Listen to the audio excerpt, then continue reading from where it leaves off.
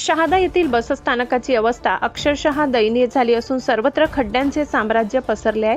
अवघ्या 3-4 महिन्यात पावसाळा सुरू होणार असताना प्रशासन मात्र अजूनही ढिम्म असल्याचे चित्र दिसत आहे। बसस्थानकाच्या परिसरात मोठमोठे खड्डे पडले असून त्यामुळे प्रवाशांना जीव मुठीत धरून वावरावे लागत आहे। पावसाळ्यात त्या खड्ड्यात पाणी साचल्यास अपघातांची शक्यता नाकारता येत नाही। बसस्थानकातील अस्वच्छता तर कळसाला पोहोचली आहे। सर्वत्र कचऱ्याचे ढीग, साचलेले पाणी आणि दुर्गंधी यामुळे प्रवाशांचे हाल होत आहेत। स्वच्छतेसाठी जबाबदार यंत्रणा नेमकी काय करत आहे असा संतप्त सवाल नागरिक उपस्थित करत आहेत। इतकेच नव्हे तर बसस्थानकावर पिण्याच्या पाण्याची पाणपोई देखील उपलब्ध नाही।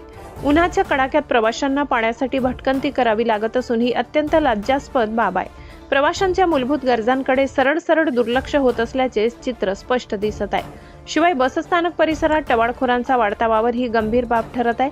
त्यामुळे महिला व ज्येष्ठ नागरिकांना असुरक्षिततेची भावना निर्माण झाली आहे। सुरक्षा यंत्रणा कुठे गायब झाली आहे असा सवाल उपस्थित होत आहे।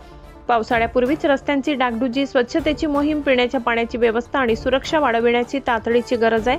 अन्यथा प्रशासनाच्या निष्क्रियतेचा फटका सामान्य प्रवाशांना बसत राहील यात शंका नाही।